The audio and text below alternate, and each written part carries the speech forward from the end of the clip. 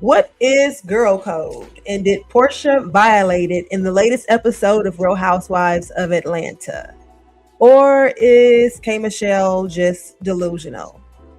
I'm not sure. Everybody has an opinion. Everybody has an opinion. So we're going to talk about those opinions and why they were formed right after my intro plays, you guys. Give me 51 seconds for it to play and meet me right back here in this suite. 51 seconds, like the video, subscribe to my channel, and I'll be right back. Since the beginning of times, beauty salons and barbershops have had a special place in the hearts of the industry professionals and the patrons alike. We can all remember trips to the shop, special moments made, conversations had, and lessons learned. From politics to pop culture, the latest gossip, love and relationships, and social movements. It's all talked about. Lifelong friendships are created, networks are built, ideas are shared, and politicians are made or broken. Our power is great. Our reach is wide. This is the place where we all shine, from the beginning to the end of times. Let's keep the conversation alive. Join me in my suite from your suite, and let's talk about the tea. Welcome back to the suite. My name is Tanya, and this is Sweet Tea. I am your host, and we're going to talk about Real Housewives of Atlanta.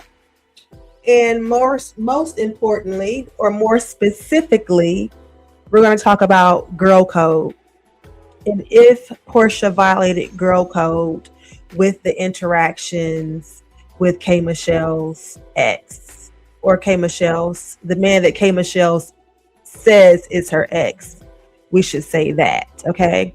But before we get into that, let's go ahead and just do a little recap of the entire episode, Real Housewives of Atlanta, season 17, episode 8.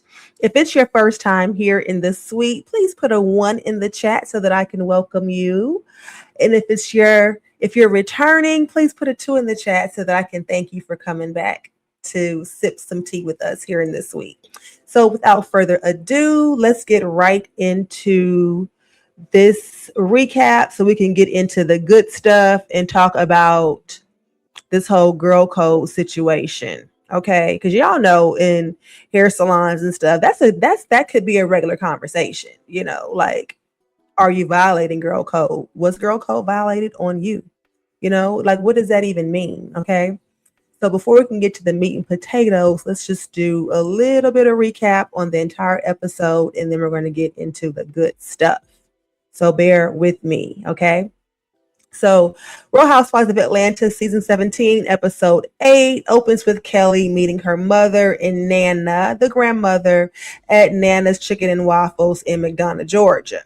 So you guys, y'all know the other location, the new location, isn't doing so well. So her mother was saying that business had really slowed down even at that location, and that the staff was desperately in need of a meeting and training, and the service team needed training, the kitchen needed training. So I'm like, Lord have mercy, poor Kelli. Like, what is going right for her, right? And Kelli also says that her mother has always played the same role in everything in her life, and that's to fix everything, and that's to do everything. And so in her confessional, Kelli also admits that the original McDonough location was thriving, but the new Sandy Springs location was struggling, y'all. And so producers asked Kelli about the outfit that she was wearing in her confessional, because keep in mind, she was struggling. But y'all, let's see this outfit Kelli had on. And let me know what y'all think. Of course the t-shirt is high fashion. It's time for it. I wouldn't have it any other way. What Kelli say? Of course the t-shirt is high fashion. It's time for it. She wouldn't have it any other way. So that's what she in her confessional. You little plain white t-shirt from the Of course the t-shirt is high fashion. It's time for it. I wouldn't have it any other way. $140 for a white t-shirt. Like, who would know that it's Tom Ford?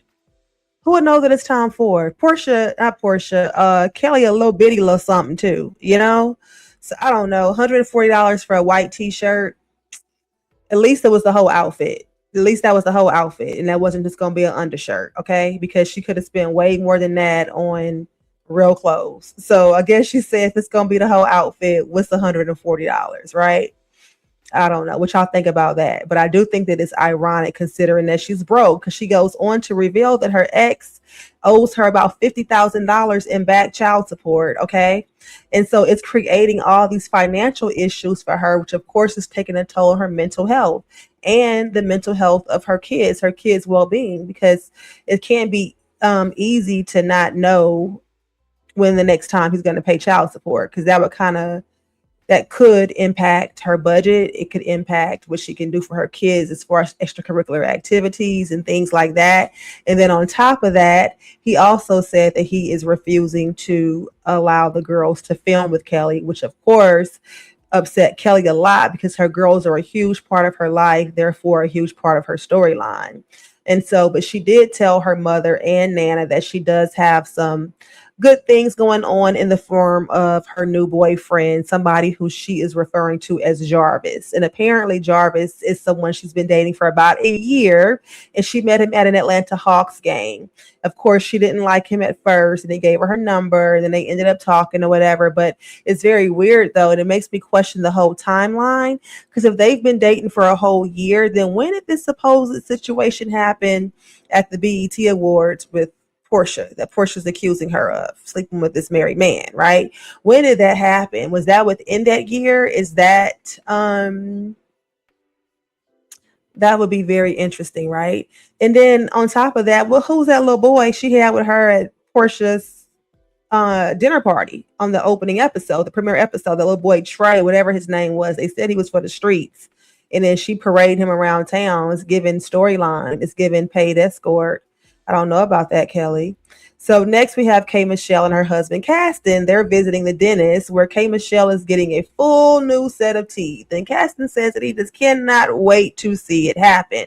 K.Michelle's like, why? Why? Like, I don't want you to see me like that. And he's like, no, I'm fascinated with the whole idea, of course, because he's a dentist himself.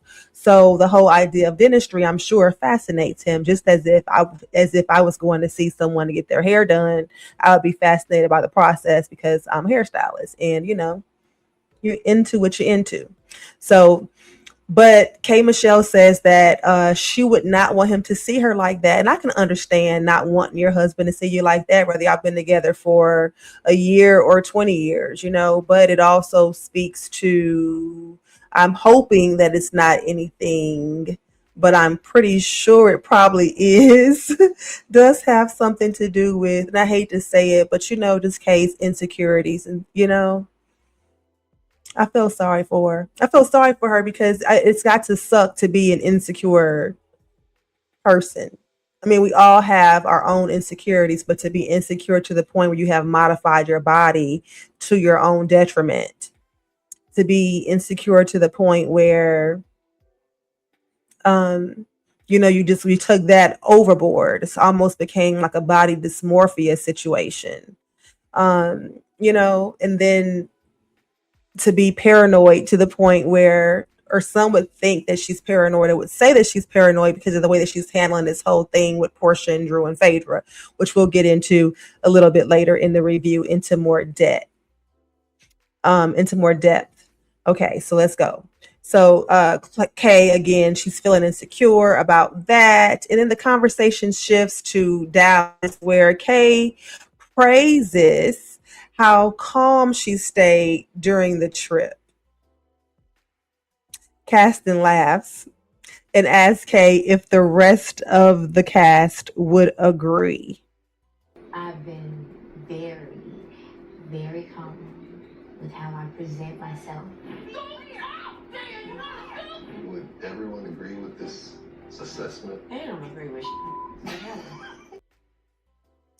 Yeah, so Kay laughs and say they don't agree with anything, honey, and the dynamic in the group is just weird. It's not something that she's used to at all. She later jokes when the assistant comes out to get her to come back for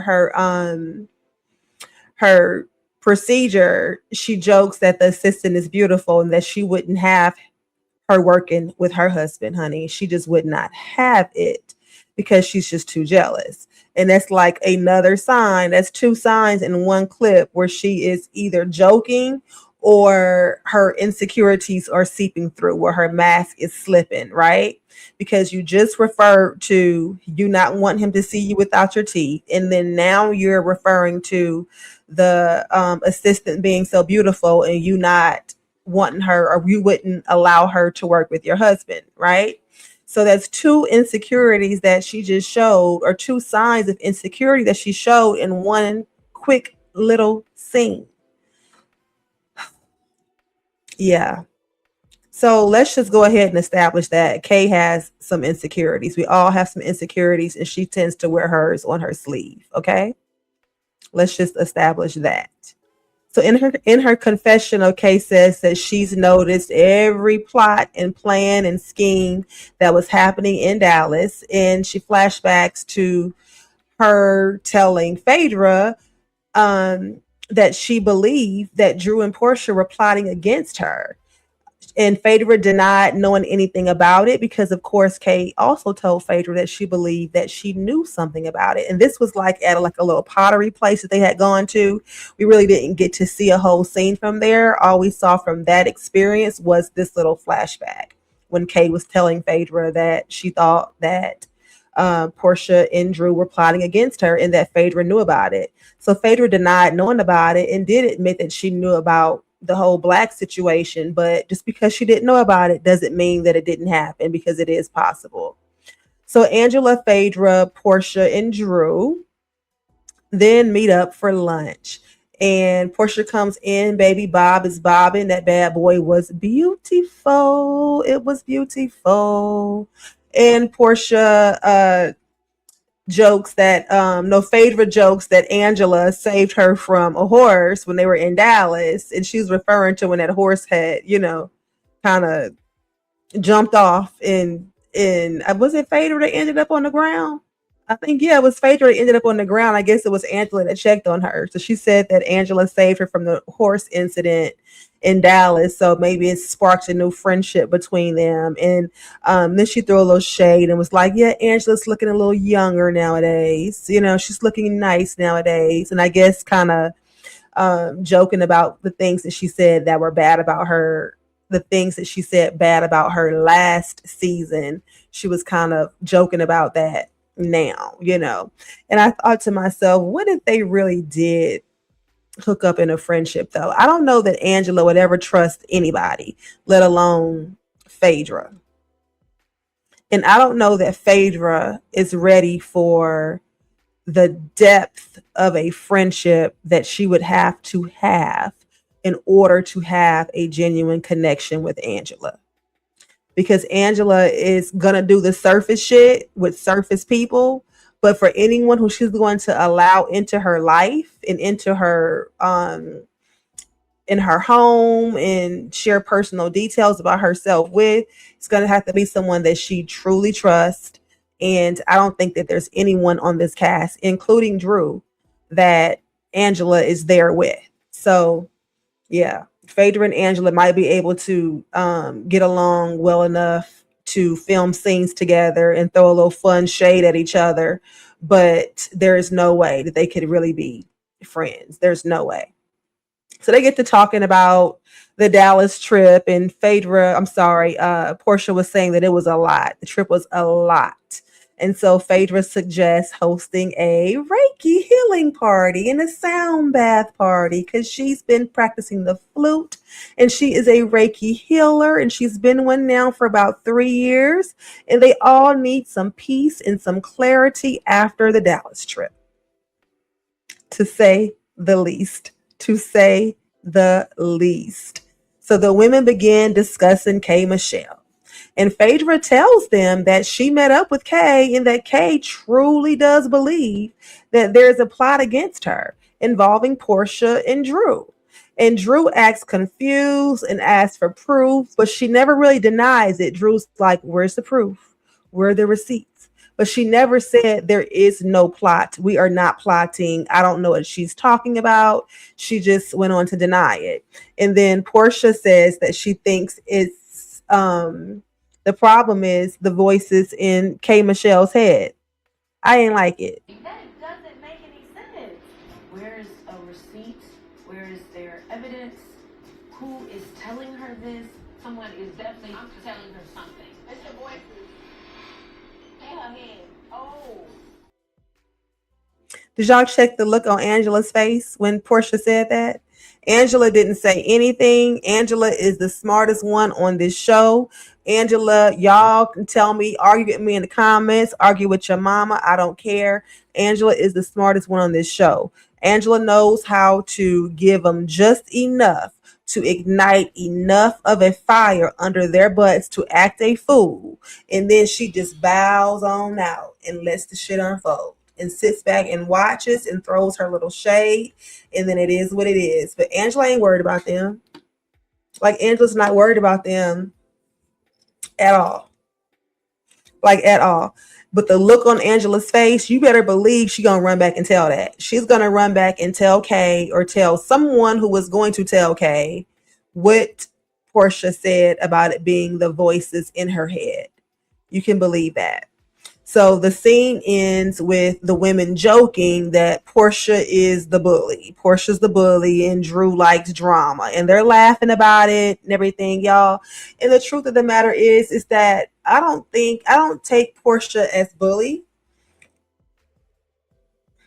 I don't take Porsha for a straight up bully. But I do take Porsha for being or liking to be in control of the situation and of the girls and of the narrative, right? And so what I mean by that is, as long as you are laughing and joking and getting along and humping Porsha, everything is cool.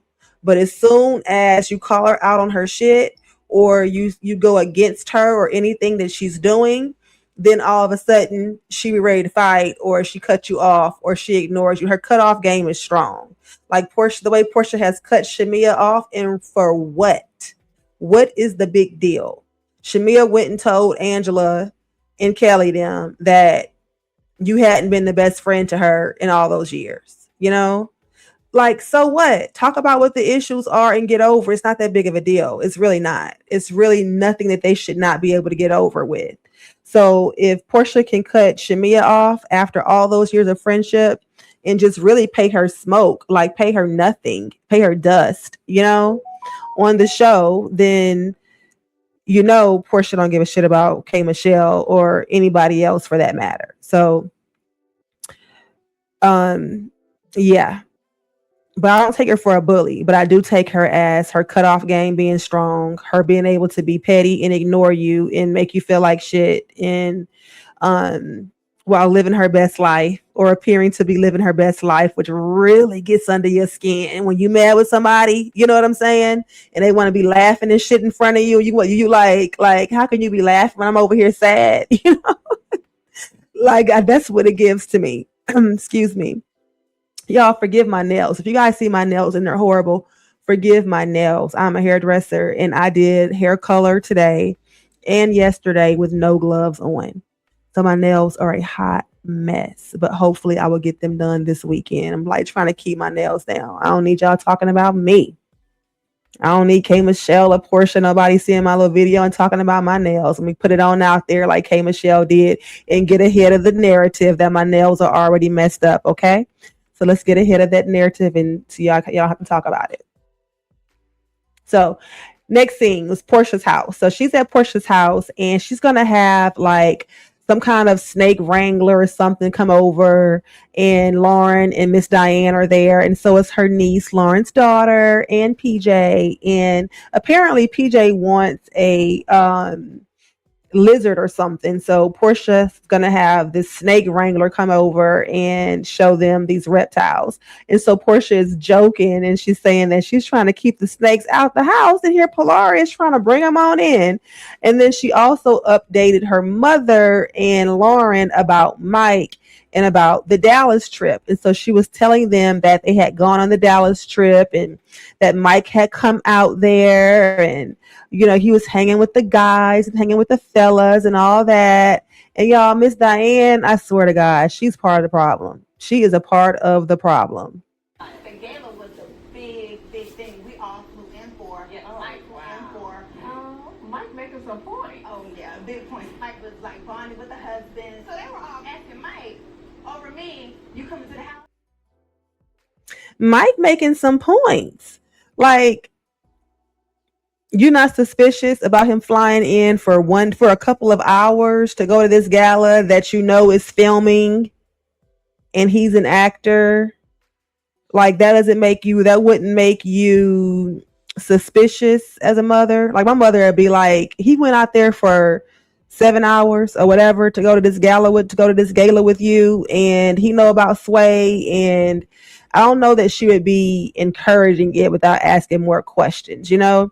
And that's just like shit. Miss Diane was like all on board with the relationship with Simon from what we saw. Same thing with Dennis. And Porsha was laying her butt on the ground, her legs open, spreading. I'm talking about how Dennis have money, he don't have no kids. And I was like, impregnate me. And she threw her leg up. Miss Diane was sitting up there laughing. So Miss Diane is a part of the problem.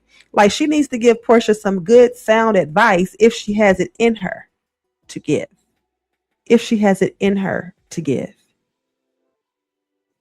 That's the caveat. Yeah. So Lauren reveals that Mike had called her several times because he could not get in contact with Porsha. He was freaking out. So he decided to send a mariachi band to Porsha's house.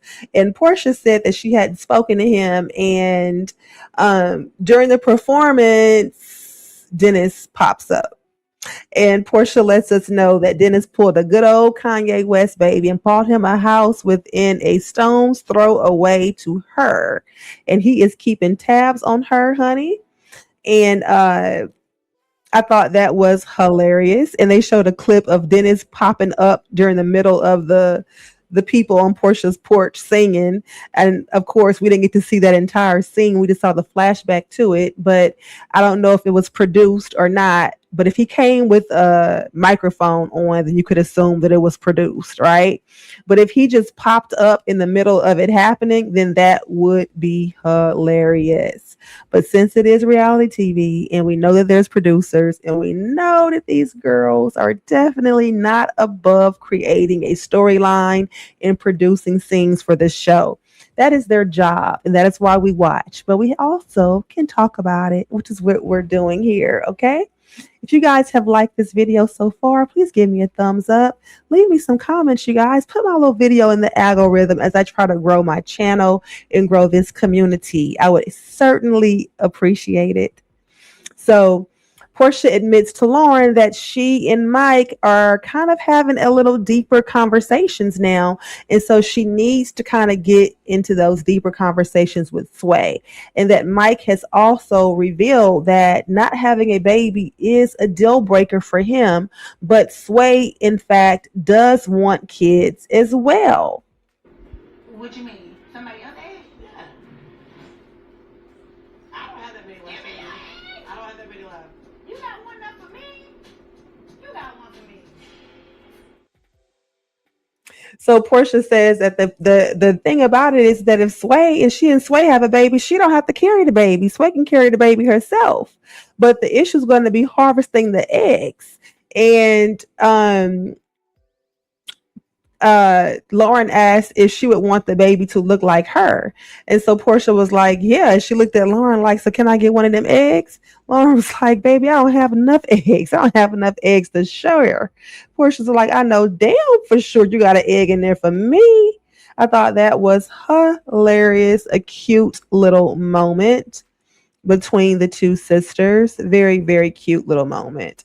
So meanwhile, Shamea is meeting with her new surrogate at the surrogacy center. And of course, we know the woman who runs the center was Shamea's former surrogate who carried Shiloh and was diagnosed with cancer in the middle of the pregnancy, thereby giving birth early and Shiloh coming into the world with a bunch of pre-existing conditions and a lifelong battle with surgeries and ailments and things like that with her little precious self. So Shamea meets up with the new surrogate and Kelli surprises her by showing up to show support, which brings Shamea to tears. And I'm thinking that is what a friend does. That's what a friend does. And Shamea clearly needs the support because guess who's not there? Gerald. Gerald's not there. And Shamea is so emotional because they're down to their last male embryo. And she knows how bad or how important it is for Gerald to have a son. And they hadn't even had any conversations about what would happen in the event that this implant or this transplant does not work.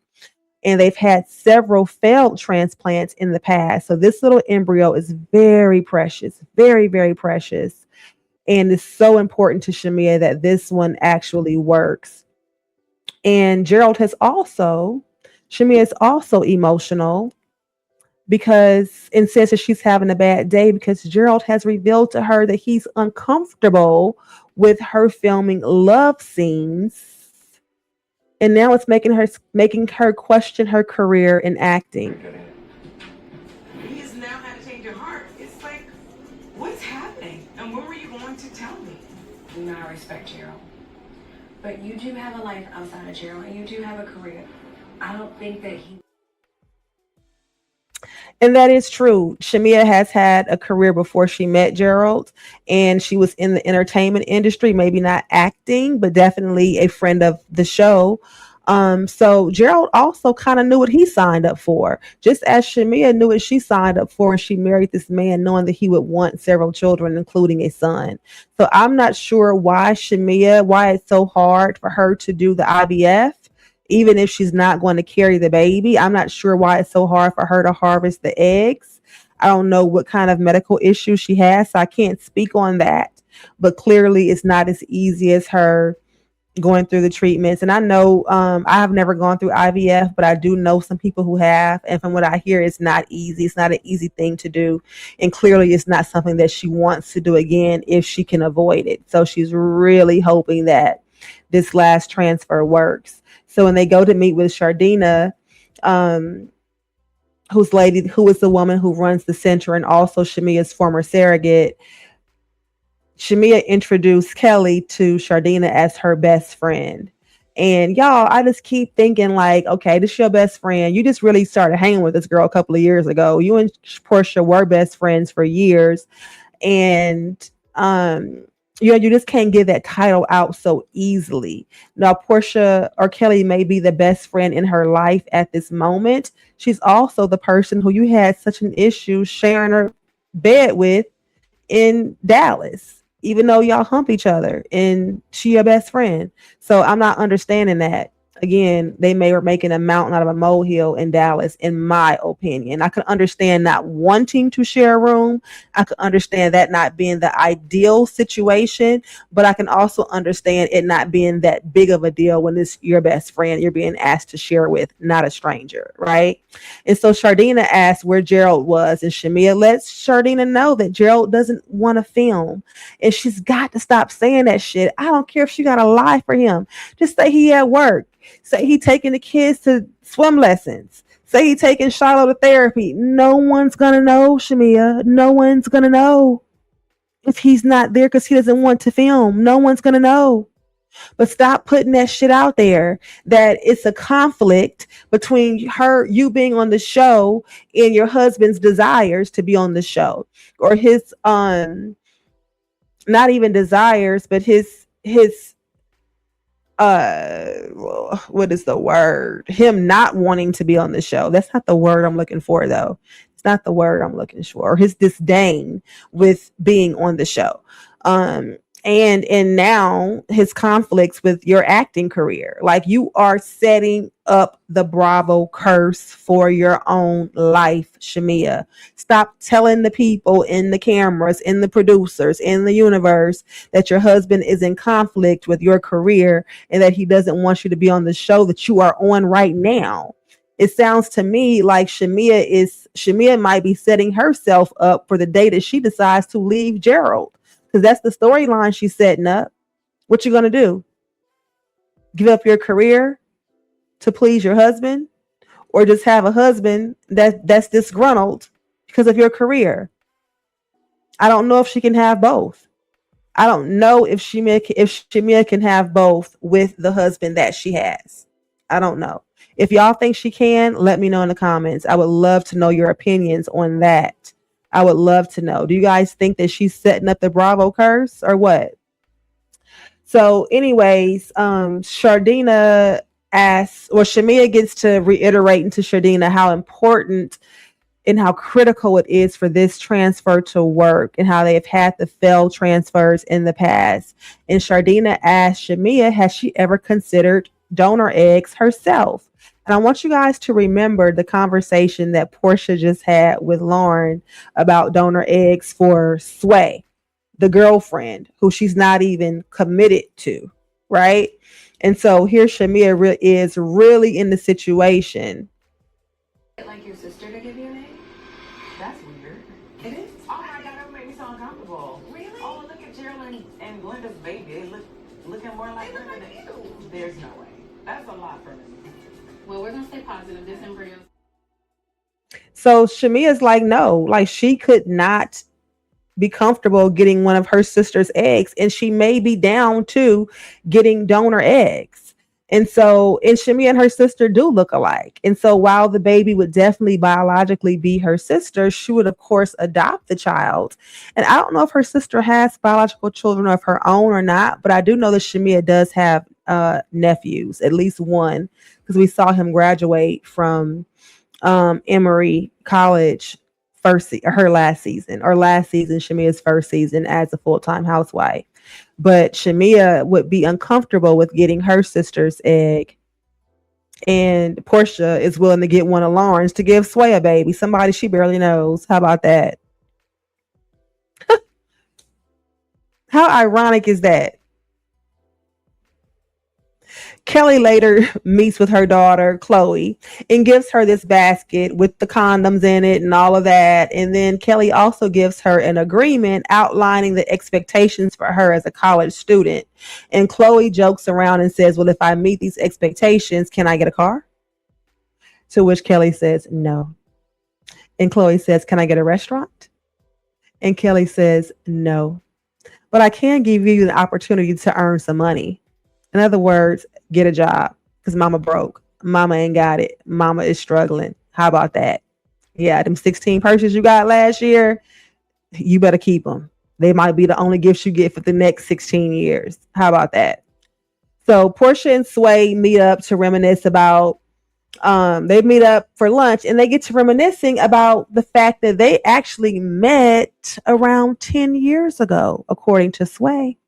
Yeah. So Porsha says they met after Dennis had already messed up. And Sway says she gave Porsha her number. Porsha didn't call her back. And so, Porsha was kind of like, not really sure if she wanted to go there at that time. And Porsha then got married, got divorced, had a baby, and all of this stuff since then. And then she spent the block back with Sway. Okay. Yeah. So Sway asked Porsha if she could actually see herself with a woman long term. And so Porsha jokes and says, does that mean you're proposing? And so they kind of laugh that off or whatever. But Porsha does admit that she does like Sway. She likes where they're at. And then Sway says, so what are we doing? And Porsha says that we're dating, but I am still dating someone else. And it's a man. And Sway rolled her eyes. But it's like, yeah, Sway, Porsha like the D. You think Porsha gonna be able to go the rest of her life without the D? If y'all think Porsha can go the rest of her life without the D, let me know in the comments. If you guys think Sway is fooling herself, thinking she about to wife Porsha up and lock her down, and then Porsha says she ain't carrying the baby either, like, I think Sway might be fooling herself, baby. Sway might be cool with being with a woman forever, but I don't know that Porsha could be with a woman for the rest of her life. I just don't know. What do y'all think? What do y'all think about the sway of it all? Porsha says she doesn't know either. It's just the sway of it all, honey. And then Sway says that she wants commitment and children and marriage, like within a year. Yeah. Ideally, if I could lock down within a year, I would like that. Those are my goals. I would love to have a child, actually carry a child. I would love to be settled in a relationship. With Sway, it's just different. She brings out a different side of me. If Porsha says it's different with everybody. She said it was different with Dennis. She said it was different with Simon, honey. She said her and Simon were both healing and they just joined together. Like, Porsha, your PR, Porsha is full of shit. Porsha is full of shit. Sway might be making her feel some kind of way right now, but I don't know how long it's gonna last because Porsha seems like I'm not going to say that Porsha gets bored fast, but I think that Porsha is the kind of person that tailors her life according to the person that she's dating at the time. Like when she was with Cordell, he wanted her to be the Stepford wife. She was the Stepford wife. When she was with Simon and he wanted her to be the African princess, she was around here wearing African clothes and dancing like she was an African and, traveling the world with him. So I think that Porsha tends to tailor her life to according to whoever she's with at the time, and that doesn't last because when the real you begins to show, which it always does, we can always put on the imposter and send the representative in the beginning, but when that real you comes out, that's what is the foundation for longevity. It's building real relationships. And you can only build real relationships and real connections if you're showing your real self. Okay. So if Sway allows her to be her real self, but I don't know how Sway is gonna do because Sway rolled her eyes when Porsha said that she was dating a man. So I don't know how Sway is going to be able to deal with that long term. And will she ever trust Porsha around men? Because we all know too that Porsha has a reputation and that is Porsha's sore spot as well. Anytime anyone says anything to Porsha about her being a whore or being loose or being a slut, that is the thing that triggers her most. So how is Sway going to be able to deal with Porsha in men long term? Will that be the straw that breaks the camel's back? Who knows? So Sway also asked about Dennis and asked if Porsha had baby daddy drama. And so Porsha says that Dennis only really acts up when she's in a relationship. And as long as she's single, he's cool, right? And she insists that nothing is going on between her and Dennis, although the chemistry between them always seems to raise questions. And I do believe that Dennis and Porsha will always have something for each other. I do believe that Dennis is going to always 100% show up if Porsha calls and says she needs him at any time of the day or night. I believe that. And I believe vice versa, that Porsha would do the same for Dennis. She was ready to throw hands behind Dennis. Porsha would throw hands behind Dennis. I guarantee it. She would. Let somebody mess with Dennis. Let a woman mess with Dennis. Porsha gonna be all over the heifer back. Believe me, she would. So, but Porsha reassures Sway there's nothing going on between her and Dennis. Side eye. So y'all, the episode ends. The last scene is at Phaedra's house. And here is the meat and potatoes of the episode. Okay. The meat and potatoes of the episode. It ends at Phaedra's Reiki and sound bath party.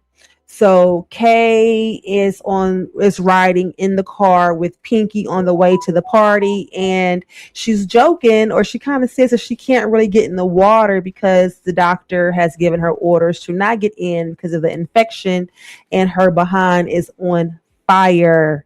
And those are the words that K.Michelle used, on fire, to describe her behind that we know has the infection and was leaking. It's on fire. Okay, think about that. And this has got to be a good week after she came out of the hospital, and she went to the hospital. Well, out from the hospital, she went to get her nails done. She went to Dallas. She traveled on the airplane, and the poor thing can't even submerge herself in water. It's got to be uncomfortable. And they wonder why. Y'all know infection can go to the head too. You can get a UTI that can make you delusional. So it could be the infection that's causing Kay to not see clearly or to not think clearly. And I don't mean that to be shady at all. Like, that just dawned on me that you can have a UTI or any other kind of infection. And if it becomes sepsis in your bloodstreams, it can definitely cause you to be delusional. It can definitely cause you to hallucinate, hear things, see things, the whole nine. Okay. So Cynthia arrives at the Reiki party and she's dressed very appropriately. She looks beautiful in her black and white caftan with her matching hat. Phaedra was wearing this beautiful green, like a almost like a leafy green colored caftan, and it was absolutely gorgeous. She had the red hair on, and red and green look so good together, you guys. If you guys have red hair, especially copper toned red hair, greens look amazing with that color hair, and she looked good. And so then there was Porsha though. And Porsha shows up in the most revealing little black netted outfit that was like old school, reminiscent of the outfit that Phaedra wore back in probably season 4-ish. And the same outfit that Kenya mocked her with when she came in with the butt pads on her butt. Yeah, baby. Porsha pulled that bad boy off. And Porsha, a good 44 years old now, and she looked freaking amazing. Amazing. We've been in captivity. We want some free meat. We want all the free meat. All the free meat, baby, in more ways than one. What's the healing water? Healing water. Okay.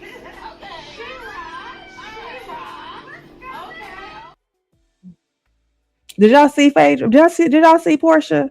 But my thing is, you rode in the car with somebody with that on. Like, I would have had to have had my robe on in the car and like maybe take it off when I got there or whatever. But baby, Porsha got out the car with all that ass out. All that ass was out. And Cynthia said that Porsha's butt is like not even one butt. It's like two butts side by side. Like, that thing is huge. But it's not like unproportionately huge or misproportionately huge, like it still fits her thighs, so it looks good. Like, Porsha, whoever did her body did it well, and Porsha is advertising for them, baby. I hope she got that stuff for free. All she need to do is tag her surgeon, and everybody would be running over there because Porsha looks amazing. Meanwhile, Kay and Pinky are riding together and they're on the way to pick up Shamea. And Kay reveals that her ex, Nosh, who is the same one that she met on Queen's Court. Y'all remember that show she was on? The same show that she said she went on to make her now husband jealous. Yeah, that show. Yeah, that guy, Nosh, that's the guy who she said called her and said that he had been speaking with Porsha.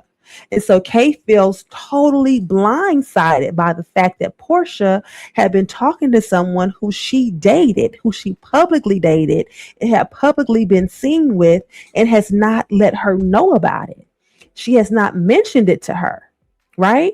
And so Kay's going into the whole thing already with that on her mind because she just finished talking to Pinky about it. So anyways, they get there and Phaedra has all of these air mattresses for the girls to get in the pool with, to lay on.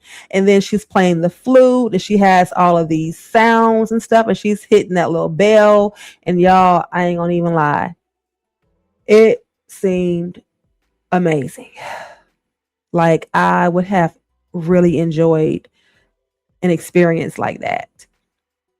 But Shamea's float started losing air and going down. And Shamea said that she thought they were trying to kill her. Yeah. So she got out the pool and she's sitting on the side of the pool looking freaking amazing as well. Okay. Looking amazing as well.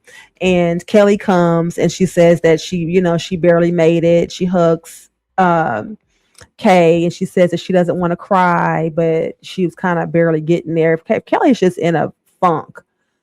When you broke, you just don't feel good, right? When you broke, you do not feel good. And then you got this dude, this man, this ex-husband trying to control if you film with your kids or not. Like, that's pulling at her heartstrings as well. She's not able to give the girls the things that she wants to give them, material wise, to get her daughter a car, and the restaurant isn't doing well. She's dropped all this money into it. He owes her money. She doesn't know if he's going to pay her back. I could understand her being stressed, but she makes it anyways. She makes it. So anyways, y'all, they get out of the pool and they go and they sit for dinner. And Phaedra has this beautiful organic dinner planned for the ladies. And they had lamb chops and all kind of stuff. only imagine how good it was. Because y'all know Phaedra likes to put on a show. She loves to put on a party and a show. She likes to entertain.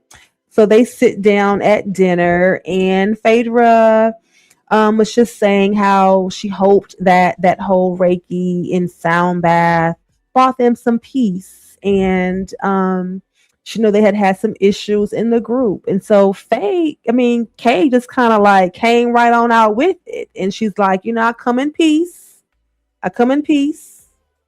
But we got to address these rumors. Okay. We got to address the rumors. I know everybody's wondering who said what and everything. And so she says that someone told her that Porsha, Phaedra, and Drew were plotting against her.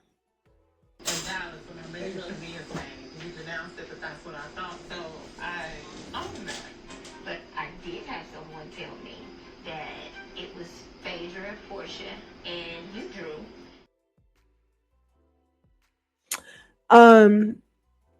And she goes on. So when she says that, first of all, this were their faces. This were the looks on the ladies' faces. This is how Phaedra was looking. Everybody's looking confused. Like, what the hell is she talking about? Right? Look at Drew. Like, what the hell is she talking about? And then Porsha is just really looking like whatever. Like, here we go again. Porsha don't have no time for it and no patience for it, to be honest with y'all. Porsha don't have no time or no patience for K.Michelle and this story. And I don't know if Porsha meant anything of it, but clearly she didn't even know that coming into this dinner that Kay was going to bring up this whole ex situation. So Porsha was probably a little bit irritated too. And she becomes irritated, and she kind of says that clearly, she would rather Kay have just said, I don't want to have a friendship with you from the start. And Kay explains to Porsha that she is moving with caution because of her experiences with Porsha in the group thus far, right? So she has to give way to what she was told because she has experienced these things with Porsha. And Porsha has to understand what that's been like, right? But y'all know Porsha don't get it, nor does Porsha want to understand. You're not somebody that I want as a friend. Because I'm sure you could see that I was trying to be a friend to you. That's pretty much it. You have to understand, my first encounter sitting down was you telling another woman that she slept with somebody.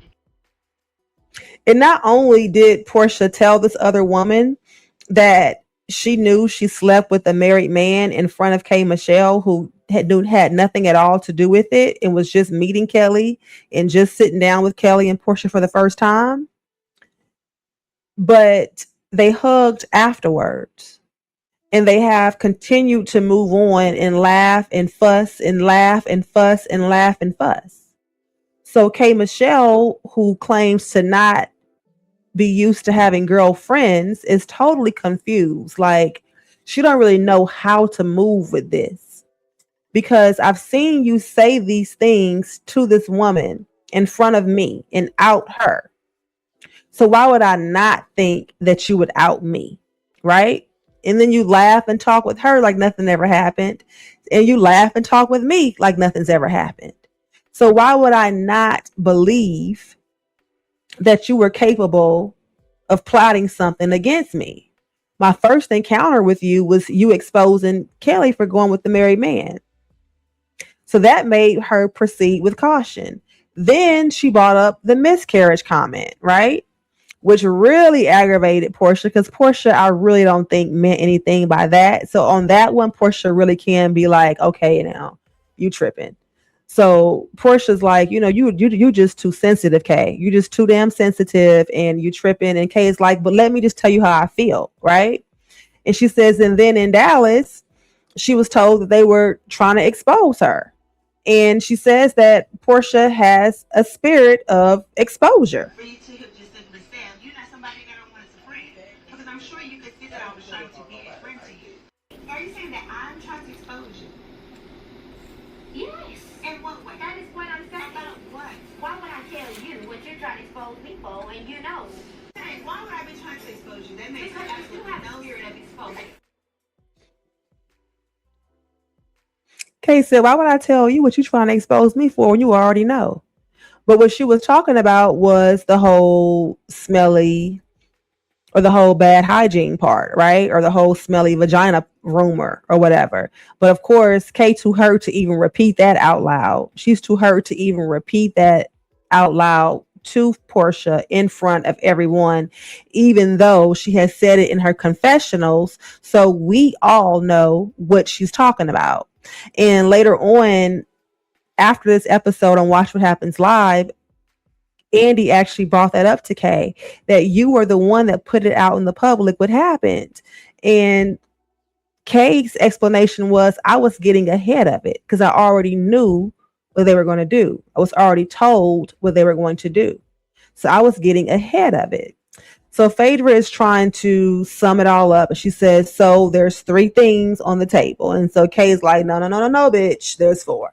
There's 4. Because what about Black? Okay. What about Black and what about Drew? I ain't done with you yet, boo. I ain't done with you. So that argument, they get to fussing, and Kay, Drew tells Kay pretty much, you know what? Stop talking about Black. Stop talking about him. Stop saying his name. Keep his name out your mouth.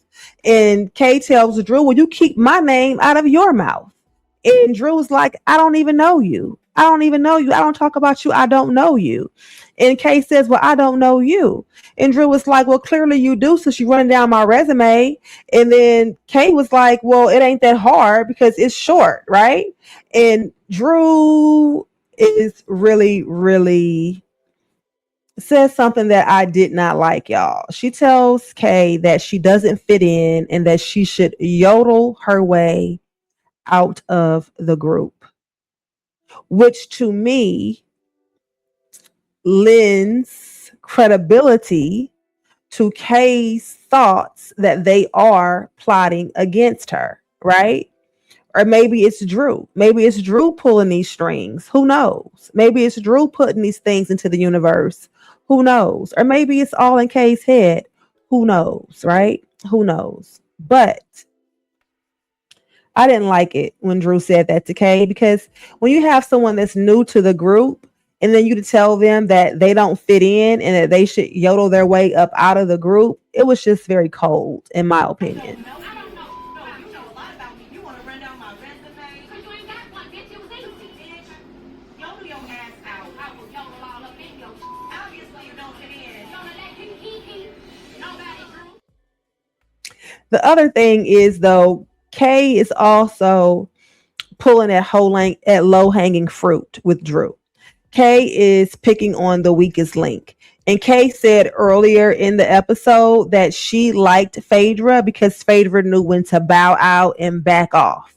And it turned her on that Phaedra knew not to mess with her. So that was some real bullyish type thing to say, coming from K.Michelle, who claims to be bullied, right? So it's like you want to walk around and give everybody the impression that you're a badass so that people are intimidated by you and back down from you because that turns you on. And that's some bully type shit. Only a bully or somebody with some serious insecurities would feel powerful, that somebody would know when to back down from them. You want someone to back down because you're right, not because they're scared. You want someone to back down because they can see it your way, not because they're scared. You want someone to back down because they have seen the error of their own ways, not because they're scared, right? Because that's some bullyish type shit. That means that they're not backing down out of respect, but more so out of fear. And personally, I would rather someone respect me than to fear me, because fear can come and go, right? And so can respect. Respect is earned, though. So it's a little bit harder, but it means more to have someone respect you than it does to have someone fear you. So the fact that K.Michelle even feels that way, that she likes that Phaedra knows to back down and that turns her on, kind of explains why she's handling Drew the way she's handling Drew. Because Drew has never raised her voice at her.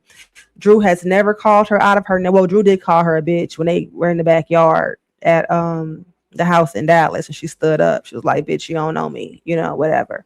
But I think the fact that Drew stays so calm and collected too gets under Kay's skin as well. But you notice Kay ain't coming at Porsha like that and calling Porsha the B word, and Porsha the one you mad at. I still don't understand her beef with Drew. Although, if they are plotting against her, Drew was the one that gave Porsha the opening last week's episode about the oysters. She was the one that brought up that you need to be careful of those oysters. And then Porsha went on to check the oysters, which triggered Kay because she thought they were talking about her, right? So either they are in on it together, or Kay or Drew is pulling the strings here.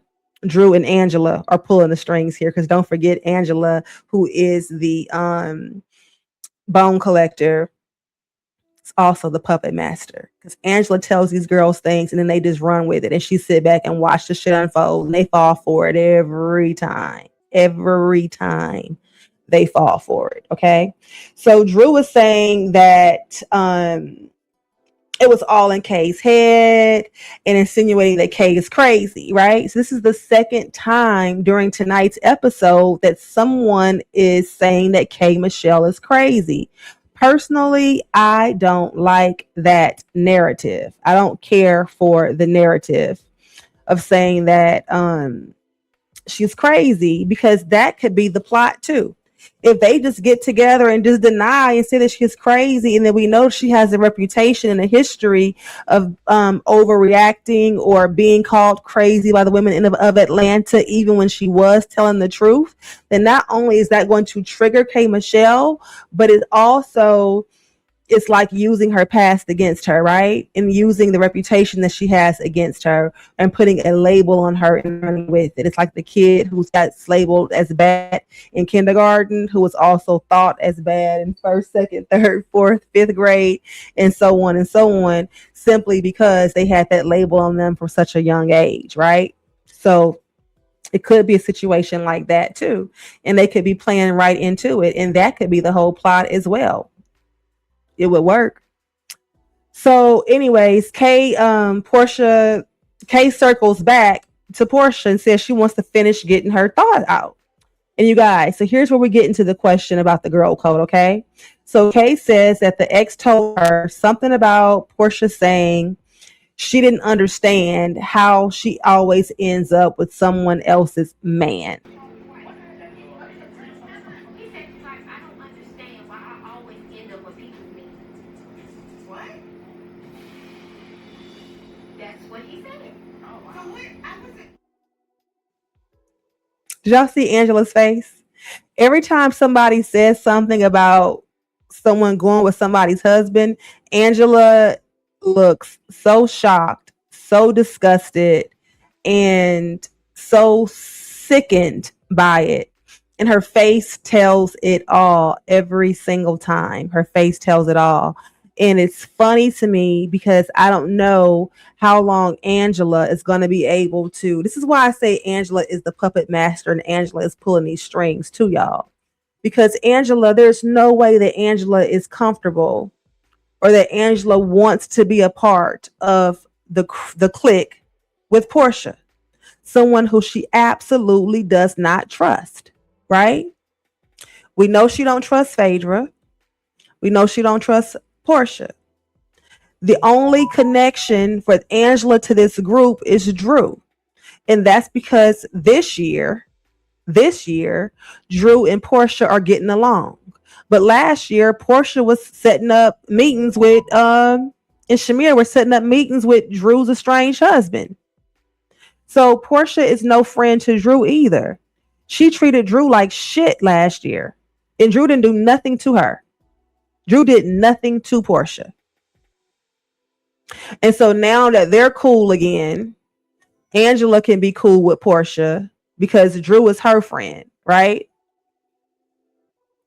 But Angela don't trust Porsha and Angela don't trust Phaedra. But Angela is smart enough to know that she needs to be cordial enough with them to be able to film with them to secure her a spot on the show, right?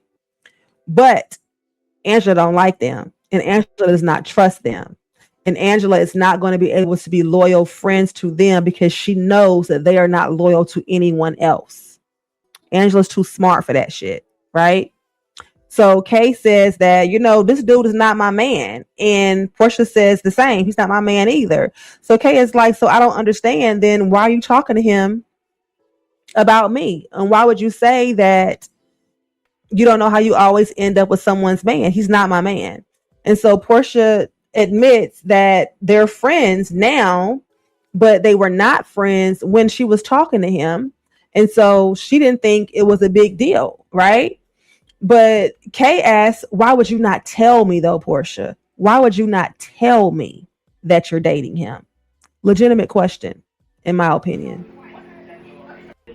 If you're gonna bring me into a friend group, you're not gonna tell me you humping on my last public ex. My name is not Fallon. Why is Kay surprised? Ain't that girl code?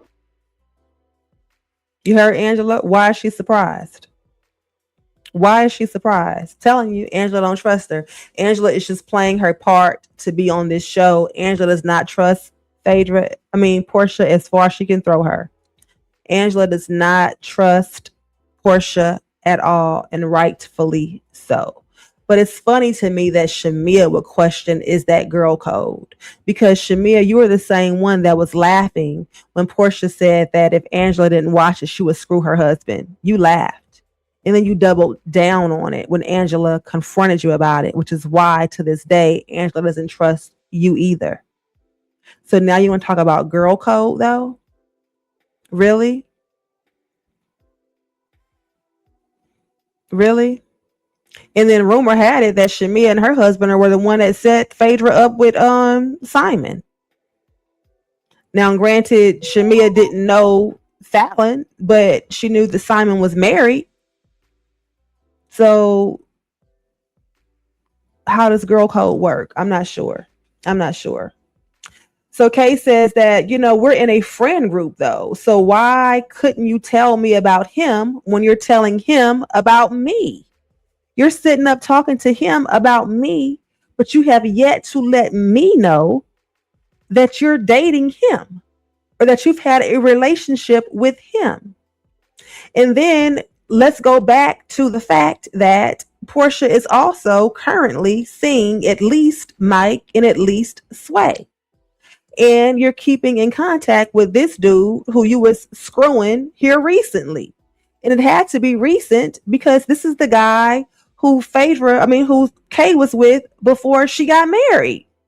Well, there was somebody between there too that she was going to come on the show with, the basketball coach or whatever. But this guy, Nash, is the last public guy that she was seen with, right? According to her. I'm your friend, but you dealing with my ex, but you don't tell your friend. At the time, I was dealing with him. So you and I did not know each other. Yeah, we was in a friend group, but you was close enough talking to him. Hold on, let's go back. But you couldn't tell me that you was talking to him. So Porsha goes on to explain that in her mind, there was really nothing to tell. Like, you used to deal with him. I used to deal with him. He was your friend. He was my friend. He's our mutual friend. But that's Kay's whole point, though. And Porsha's like, this is Atlanta. Like, there's nothing to tell. Like, I would think that if I was in a friend group, that's kind of like the Evelyn and Tammy of it all, right? The Evelyn and Tammy of it all from Basketball Wives. They were just meeting. And Evelyn still felt like she should have let Tammy know that I screwed your ex-husband back in the day.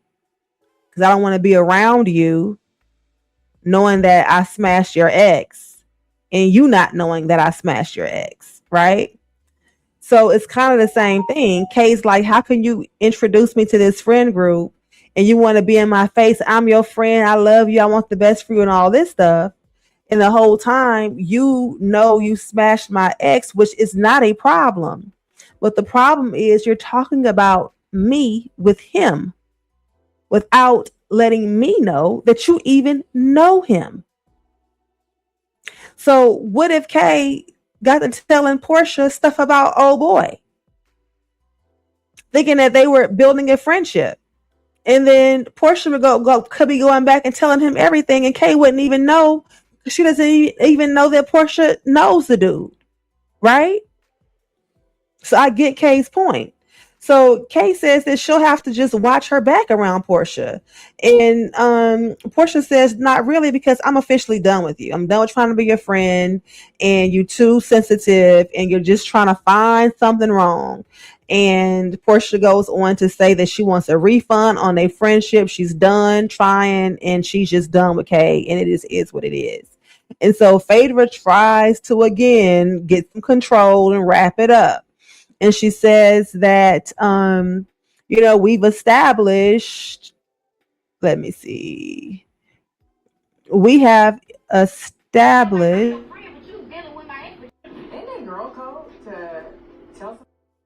yeah, she says that they have established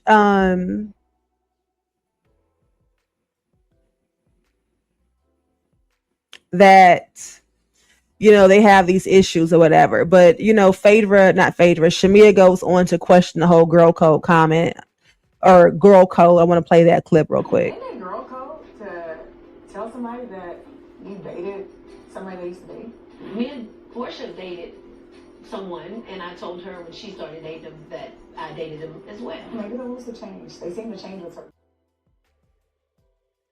So Phaedra points out that when she and Porsha dated the same man, that she told Porsha up front. And Shamea's questioning, if Porsha violated girl code. So in Phaedra's opinion, I would think that she told Porsha because that was girl code, right? Like, let me let you know, I used to date him too. That didn't stop Porsha from dating him though. And I wonder who dated him first. Was it Phaedra who dated him first, or was it Porsha who dated him first? Because Phaedra said that she told Porsha that she used to date him. So that leads me to believe that Phaedra dated him first. And if Phaedra dated him first, again, did Porsha violate girl code then by dating someone who was the ex of her friend? Is there any girl code when it comes to Porsha? Do you believe that Porsha believes in girl code, that girl code is even a valid thing? So Porsha, again, explains in her mind that there's nothing to tell. It's Atlanta. It is what it is. So Phaedra's trying to get it all together, wrap it all up. And she says that we have established. And Kelli hits them with this. I think what we have established here is that Porsha every Nigerian in Atlanta.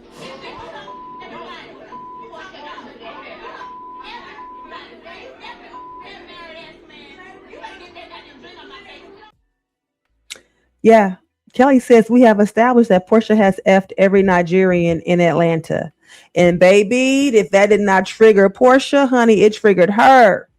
And Kelli knew. She grabbed that glass and put it right between the two of them. She was like, with that little glass, She was backing up, leaning back in her seat, but she had that glass between them. And she don't know. That's Porsha's trigger.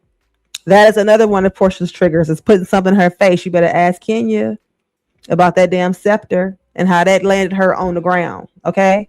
And that was a very dangerous situation. You done said some shit like that sitting right next to somebody, and then you pick up a glass, and the glass, while I understand, was for Kelli's protection, but it also could have went way left. It could have went way left. But I have to question, why is that the thing that triggers Porsha the way that it does? Is it because there's some truth to it? Anytime someone accuses Porsha of being a slut, a whore, going with somebody's husband, sleeping with somebody, whatever, she seems to be so triggered. Yet she herself admitted that when she was a child, she was humping everybody that came to the house. Boys, girls, cousins, friends, whoever. They was all getting humped. Okay? And now when someone says that she's humping everybody in her adult life, it's a problem. But she chooses to live out loud on our television screens and let us into her bedroom. And when someone like Kelli makes that kind of assessment, she gets so upset. Clearly, she hasn't screwed every Nigerian man in Atlanta. But why would Porsha even be so triggered that she would turn around and cuss Kelli the way she cussed Kelli for saying it? You know? I mean, I get it, but there's been worse. There's been worse said. And she has a fit when something like that happens, baby. So Porsha got up and she went to hollering about the man that Kelli was screwing, and it was a lot. That man down on that plane, and you know exactly what he is. You know that he's your goddamn plane. He's not a steward. Now, I ain't trying to out nobody's family, but don't sit no bitch. That's supposed to be. That is a lot. To be that close with a damn glass in your hand, like anybody, I'm surprised Porsha didn't at least smack that glass out of her hand. I would have at least grabbed the damn glass. The glass would have got snatched. The glass would have got snatched. Just because you said some shit to me, no matter true or not, you meant it to be disrespectful. And you're sitting less than a foot away from me. And you meant to disrespect me to my face. And then you had the audacity to pick up a glass. While she didn't pick it up in a threatening manner, she picked it up to put something between her and Porsha because she knew that she was in hot water. Okay? And Porsha stood up and said that she screwed the man on the plane and he was not a stewardess. Where the hell did a stewardess come in at? Where did that come in at? I don't remember. And I thought she said that she slept with him at the hotel room. Now she said she slept with him on the plane. And Phaedra is saying, yeah, I know. So Phaedra is manning it. Yet we have not. And of course, y'all know the Bravo, Spear, and Reddit and everybody else went to digging, and they came up with a list of like 5 pastors who they thought it could be. Okay. Because it has to be a couple of things. He had to have been a pastor. He had to have been at the BET Awards last year. He has to have been married. And he had to have flown out of, I guess, Miami. Did they fly out of Miami? I'm not sure. But anyways, came up with a list of like 4 pastors. And they narrowed it down to this one who they think it is. I will not repeat it because we do not know if that is true. And I would hate to put someone's name out here if that's not true. But y'all, there's videos on YouTube. If y'all want to go find the videos about who people think the pastor is that Kelli was actually with. But what I find interesting about it is that Kelli has not denied it. All she has said was, who is it? Where are the receipts? She has not emphatically said, I did not sleep with anyone. And whenever she's asked about it, instead of just saying yes or no, she starts to give detail as to why it would be unbelievable that she did, right? So she starts to give supporting details to her alibi. Like, I saw one interview where she was like, remember I had to change my flight, like talking to her assistant or something. What does changing your flight have to do with you meeting someone on the flight? You still flew? So again, she didn't just say, no, that never happened. I never slept with anyone. She keeps saying stuff like, well, who is it? Where are the receipts? Give me a name. Say who, but she's not saying I didn't do it, nor has she threatened any kind of cease and desist or anything like that behind it, right? Which that's a pretty serious allegation, and one that someone would not want out there about them if it were not true. But what Kelli did do was go online and tell people to stop trying to find out who it supposedly was and stop trying to match her with a pastor, right? Which sounds to me more like damage control than a denial. Let me know what you guys think in the comments. Do you guys agree that Kelli is more doing damage control than she is denying or confirming the allegations? Let me know in the comments. If you guys think that K.Michelle is exaggerating this whole thing and that there is no plot against her, let me know in the comments. If you guys think that Porsha broke girl code by not telling K.Michelle, her new friend, that she just finished smashing her ex? Let me know in the comments. If y'all think K is just too dramatic, too sensitive, and looking for something, let me know in the comments. Let's talk about it, you guys. And let's talk about what you guys think girl code is. What is girl code to you? And did Porsha break girl code during the latest episode of Real Housewives of Atlanta as it pertains to K.Michelle and this supposedly ex? Also, side note, the ex Nosh did an interview, a sit down interview here in the last couple of days, where he pretty much said that he doesn't understand why Kay would even consider him an ex because they were never exclusive. However, he was hitting it, and he didn't deny that he was smashing Porsha. He didn't confirm it, but he didn't deny it either. So it could be assumed that he was smashing Porsha as well. So this was not that long ago at all. So how new is that vagina, Kay?